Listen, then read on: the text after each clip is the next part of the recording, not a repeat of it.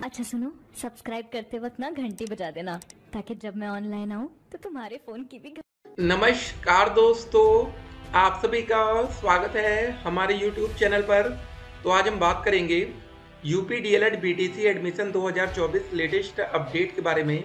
तो आज हमारी तारीख हो चुकी है 28 सितंबर 2024 की। बड़ी अपडेट में सबसे पहले बात करेंगे आज की ब्रेकिंग न्यूज। जी हाँ दोस्तों, परीक्षा नियामक प्राधिकारी पीएनपी की तरफ से क्या अपडेट है, हर एक अपडेट को हम आपके सामने रखेंगे। जी हाँ, डीएलएड का फुल फॉर्म होता है डिप्लोमा इन एलिमेंट्री एजुकेशन। ठीक है, तो अब चलिए देखते हैं आप लोग के जो कमेंट्स हैं उसका भी आंसर हम इस वीडियो में करने वाले हैं। जी हाँ, ठीक है। अब देखिए, आप में से कुछ बच्चों का सवाल था कि सर जी सरकारी कॉलेज की फीस कितनी होती है, तो आपको क्लियर कर दे 10,200। प्राइवेट कॉलेज की फीस कितनी होती है, 41,000। अब एक और इम्पोर्टेंट बात आपको बताएंगे, जब आप दोस्त ये फॉर्म कंप्लीट कर लेंगे, रजिस्ट्रेशन कंप्लीट करा लेंगे, तो आपके जो डॉक्यूमेंट्स होते हैं वो कॉलेज में कब पहुंचेंगे ये समझ लीजिए। इसके बाद दोस्तों हमारी स्टेट रैंक आएगी फॉर्म भरने के बाद। स्टेट रैंक के हिसाब से आप लोग काउंसलिंग कराएंगे, ठीक है। और 10,000 रुपये पेमेंट करने के बाद ही आपको कोई ना कोई कॉलेज अलॉट होगा, ठीक है। तो समझिए पहले इन सब बातों को। तो आप उस कॉलेज में जाकर अपने डॉक्यूमेंट को वेरीफाई कराएंगे। अगर फॉर्म भरने में आपने कोई गलती कर दी है तब वो कॉलेज वाले आपको उस समय देखेंगे, मतलब इस बीच में कभी आपको किसी कॉलेज में नहीं जाना पड़ेगा।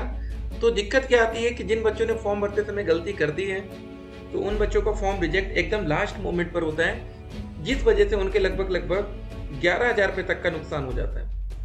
11,000 रुपये एक बड़ी रकम होती है, ये बात आप लोग मान रहे हैं ना। अब देखिए कमेंट क्या क्या है। 206 नंबर हो रहे हैं, साथ में एनसीसी है, क्या गवर्नमेंट कॉलेज मिल जाएगा?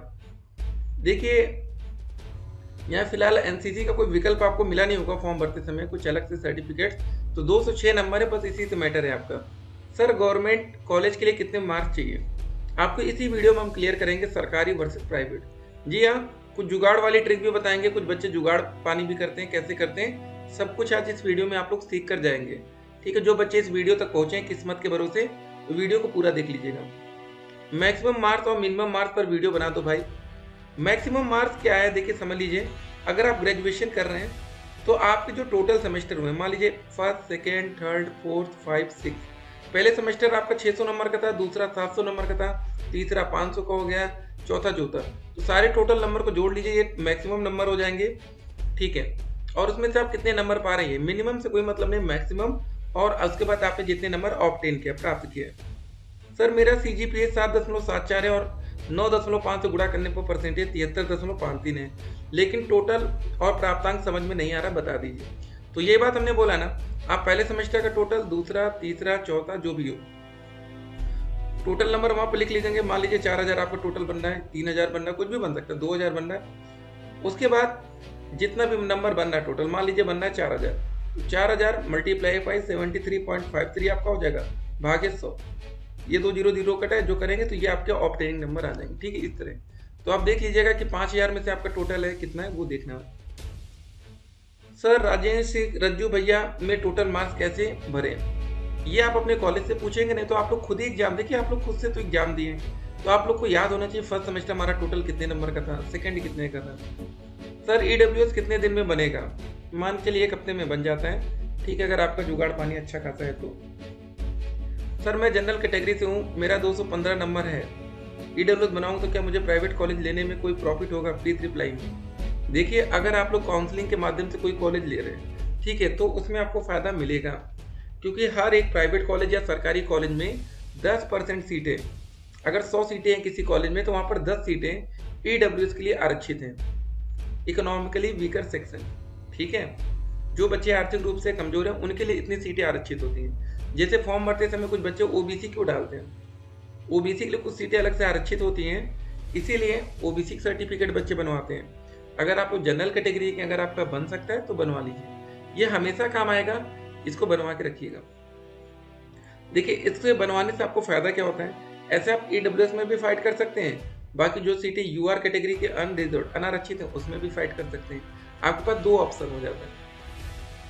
सर जी यूनिवर्सिटी का कलम में अदर भर दिया है, यूनिवर्सिटी का नाम गलती से नहीं भरा है, और कॉलेज वाले कलम में कॉलेज के नाम भर दिया है, शहर का नाम नहीं भरा गया, ठीक है। कोई प्रॉब्लम तो नहीं होगी एडमिशन के टाइम, कोई बात नहीं। जैसे मान लीजिए आपका यूनिवर्सिटी का नाम शो हो रहा था, उस समय आपने नहीं भर पाया, कोई बात नहीं है, छोड़िए उसको। यूनिवर्सिटी का नाम गलती से नहीं भरा, कोई बात नहीं। कॉलेज के नाम में मतलब जिला नहीं डाल पाए, जैसे कुछ कॉलेज का नाम इतना बड़ा होता है कि साला क्या ही बताएं, ठीक है। तो आपने अपने थोड़ा बहुत छूट गया, कोई बात नहीं, लेकिन जिन बच्चों ने अभी फॉर्म नहीं भरा है तो उसको शॉर्टकट कर दीजिएगा। बाकी जिले का नाम भी मेंशन करेंगे तो और बढ़िया रहता है, ठीक है। आगे का नाम शॉर्टकट करिए। बाकी फिलहाल अगर आपने कर दिया तो कोई प्रॉब्लम नहीं होनी चाहिए। सर मैं पीएनबी से पैसा पे कर सकती हूँ क्या? जी हाँ, देखिए पेमेंट गेटवे जो रहता है वो एसबीआई या आईसीआईसीआई के नाम से आ रहा होगा, ठीक है। उसमें जाइए, क्यूआर कोड में सिलेक्ट करिए, किसी से भी पेमेंट करिए। सर रजिस्ट्रेशन करने के बाद हम कब तक फॉर्म फिल कर सकते हैं, कोई टाइम लिमिट है क्या? जी हाँ, 9 अक्टूबर यही है, ठीक है। सर ईमेल इनवैलिड बता रहा है, एरर भी लिख के आ रहा है, ध्यान दीजिए @gmail.com जैसे है ना, वो सही भर रहे हैं कि नहीं। सर ग्रेजुएशन में 49.9% और पोस्ट ग्रेजुएशन में 75, क्या पीजी के बेस पर फॉर्म भर सकते हैं? बिल्कुल भी नहीं। डीएलएड हमारा यूआर से होता है, मतलब यूआर कह रहे हैं यूजी से होता है, ठीक है। तो आपका डीएलएड ग्रेजुएशन के ही बेस पर है, तो यहाँ पर आपका पीजी का कोई मतलब नहीं रहता। सर मैं MJPRU से हूँ और मेरा CGPA इतना है, टोटल पूर्णांक कैसे पता लगाएं? तो पहले ये देखिएगा आपके यहाँ फार्मूला क्या है, 9.5 से मल्टीप्लाई करना है या 10 से, ठीक है। इससे आप इसको पहले परसेंटेज में बदल लेंगे। उसके बाद टोटल नंबर आप सेमेस्टर वाइज जोड़ लीजिएगा कि टोटल कितने कितने का एग्जाम हुआ, कितने मिले वो नहीं मैटर करता, कितने कितने का हुआ। मैंने तो सिग्नेचर ब्लू पेन से अपलोड कर दिया है, देखिए यहाँ ब्लैक पेन से करना है।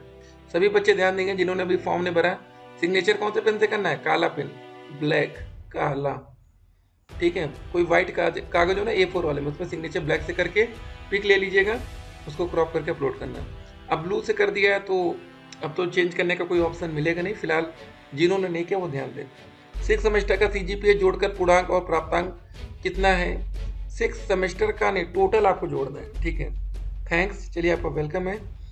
सेशन एक्सपायर एवरी टाइम, मैंने 10 बार भर के देख लिया, ठीक है। अगर आपका सेशन एक्सपायर हो रहा है तो फॉर्म भरते समय या तो आप कुछ गलती कर रहे हैं, एक बात ध्यान रखिएगा, या तो आपकी स्पीड कम है, स्पीड कम नहीं होगी क्योंकि आपने 10 बार कर लिया है, तो आप दूसरे मोबाइल फ़ोन या दूसरे लैपटॉप में ट्राई करिए, बस एक ही सोल्यूशन है। CGPA प्रॉब्लम कर रहे हैं तो बता दिया है, इसको ध्यान दीजिएगा। सर यूनिवर्सिटी के नेम की जगह यूपी बोर्ड सेलेक्ट हो गया, ठीक है। देखिए यूनिवर्सिटी का नाम मत भरिए, चलेगा, कुछ अदर डाल दीजिए तो भी ठीक है, लेकिन आप कुछ गलत नाम मत डालिए तो ज़्यादा बेस्ट है, ठीक है। तो चलिए गलती हो गई, अब इसमें हम क्या ही बताएं। आपको जिस भी कॉलेज में एडमिशन लेना है, प्राइवेट कॉलेज या सरकारी, एक बार आप वहाँ संपर्क कर लीजिएगा कि सर हमसे गलती हो गई है, क्योंकि लास्ट में डॉक्यूमेंट वेरीफाई वही करते हैं, याद रखिएगा। At the last and document का वेरिफिकेशन उन्हीं को करना है। दूसरे डिस्ट्रिक्ट का नाम हो गया है सर, कोई दिक्कत तो नहीं होगी?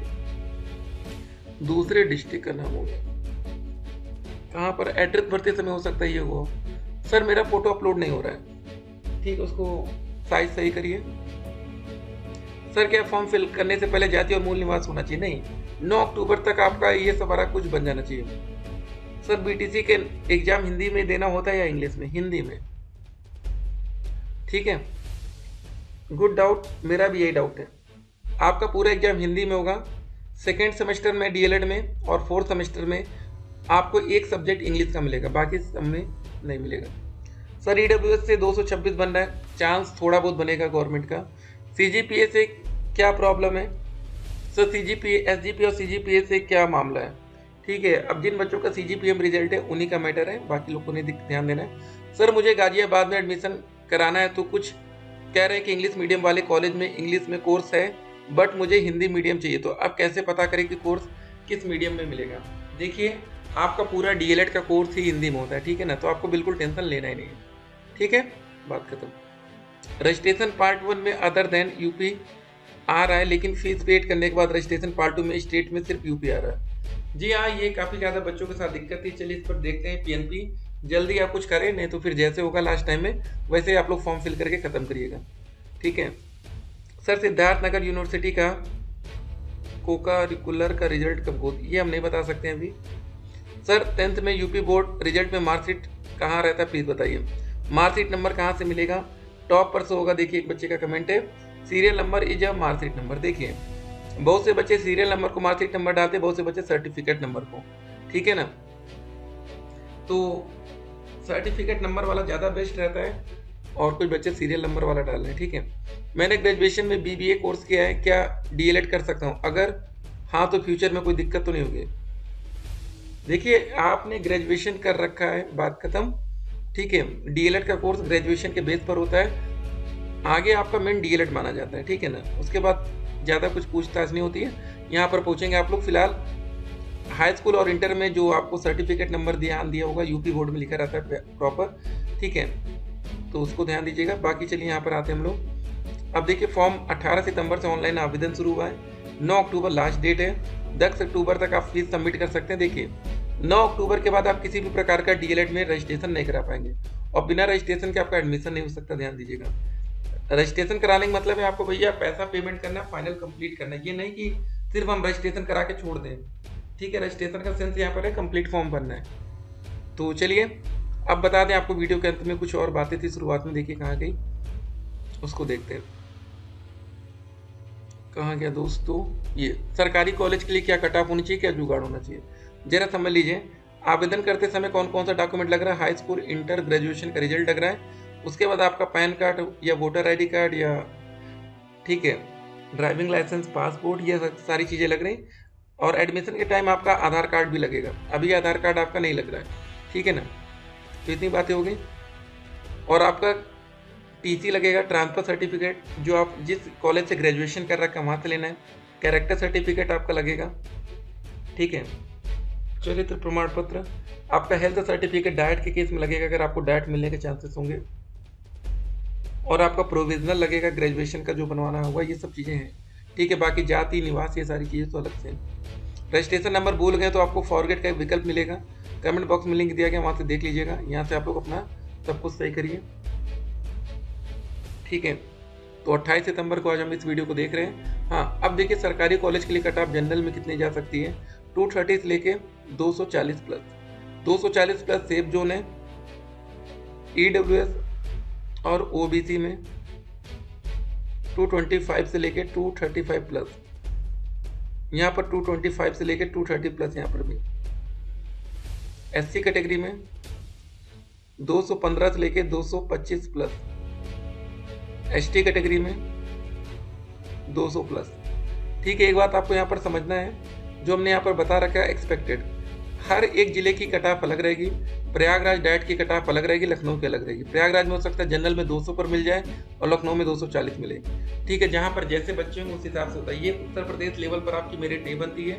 हर जिले की आप लोग जो काउंसलिंग के टाइम जो भी डाइट कॉलेज सेलेक्ट करते हैं, उस हिसाब से आपकी मेरिट बनती है। डाइट में हॉस्टल की फैसिलिटीज उपलब्ध होती है, लेकिन कुछ ऐसे हॉस्टल भी हैं जो गिरने के कगार पर है। पता चले वहाँ गए, आप पहले दिन हॉस्टल ही गिरते हैं।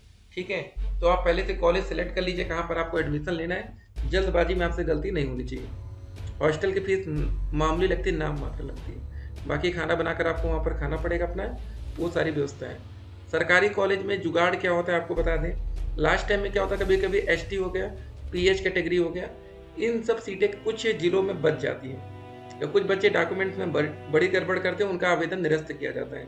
तो उनके लिए बाद में सीटें वैकेंट हो जाती हैं, जो कि डायरेक्ट बेसिस पर भरी जाती है। तो वहाँ पर कभी कभी 200 नंबर वाले बच्चे थोड़ा सा जुगाड़ पानी करके, खर्चा पानी करके अपनी सीट सेलेक्ट कर लेते हैं। ये वाला बात है। आप जाएंगे डाइट में भी देखेंगे 1-1 लाख रैंक तक भी बच्चों को कॉलेज कभी कभी अलॉट होता है। ठीक है, कोई बच्चा अपना सीक्रेट नहीं बताएगा, लेकिन हम आपको बता रहे हैं ऐसी चीज़ें होती हैं। और एक बात और, एडमिशन लेने से पहले कॉलेज के बारे में संपूर्ण जानकारी रखिएगा। ठीक है, कॉलेज के बारे में अगर आपके पास जानकारी का अभाव है तो बाद में आप दिक्कत में आएंगे। ठीक है, मान लीजिए आपको कोई प्राइवेट कॉलेज चाहिए, ठीक है, और आप लोग कॉलेज के बारे में कुछ पता नहीं किया, काउंसलिंग के बेस पर चले गए, आपका एडमिशन हो गया। लेकिन क्लास में अगर 100 बच्चे होंगे तो 20 बच्चे ऐसे होंगे जो दबदबे वाले होंगे। ठीक है, जो हमारी वीडियो देख के गए होंगे, वो कॉलेज एडमिशन से पहले बात किए होंगे कि सर हम आपके कॉलेज में एडमिशन लेते हैं तो हमें क्या फ़ायदा मिलेगा, पहला सवाल। ठीक है सर, हमें 2 साल में कितना फीस पेमेंट करना पड़ेगा। देखिए, कुछ ऐसे जिले हो सकते हैं, हम मान रहे हैं, जहाँ पर भैया बहुत ज़्यादा बच्चे की भीड़ होगी, लेकिन बहुत से कॉलेज ऐसे होते हैं जहाँ पर 100 सीटें होती हैं, 50 ही भर पाती, मुश्किल से 50 खाली आती हैं। आपको ऐसे कॉलेज सिलेक्ट करना चाहिए जहाँ पर सीटें कम भरती हैं। उनमें मत जाइए जहाँ पर 100 में से 100 भर रही है। ठीक है, वहाँ पर ना तो आपको इज्जत मिलने वाली, ना कुछ तो कुछ। पढ़ाई दोनों में उतनी ही होती है, ये मत सोचेगा कि वहाँ भैया 100 बच्चे आते हैं वहाँ ज़्यादा पढ़ा देंगे। पढ़ाई इतनी कठिन नहीं है डीएलएड की, ठीक है, एकदम इजी लेवल का सब कुछ पढ़ना है। बताइए आपको प्राइमरी लेवल पर टीचर बनना है 1 to 5 में, आपसे क्या ही लग रहा है? क्या वहाँ पर आपसे इंटीग्रेशन पूछा जाएगा? ठीक है, अवकलन थोड़ी नहीं, डिफरेंशिएशन के क्वेश्चन आएंगे, एकदम इजी क्वेश्चन आते हैं, आसान आसान। तो ऐसे कॉलेज सेलेक्ट करिए जहाँ पर भीड़ कम से कम होती है, वहाँ पर जाइए, फीस में भी थोड़ा सा आपको डिस्काउंट मिलेगा, ठीक है। क्लास करिए मत करिए कोई दिक्कत नहीं, वहाँ सीधे एग्जाम में जाइएगा, ठीक है। तो ऐसे कॉलेज आपको लेना है। और कुछ कॉलेज वाले ऐसे होंगे जो बोलेंगे आपको भैया ड्रेस में आना, नहीं आएंगे तो हम आपको नहीं आने देंगे, ठीक है। अब बताइए इस उम्र में आप ड्रेस पहन के जाएंगे, आपको भी नहीं अच्छा लगेगा। कुछ बच्चों को अच्छा लग सकता है, लेकिन मैक्सिमम बच्चे सोचते हैं, जिन बच्चों ने ग्रेजुएशन में ड्रेस पहनना छोड़ दिया है ना कॉलेज का, उनको नहीं अच्छा लगता है। तो हमने आपको हर तरह से सारी चीज़ें बता दी हैं। बाकी जो भी आपका कमेंट हो कमेंट करिएगा, फिर मिलते हैं, स्टे कनेक्टेड।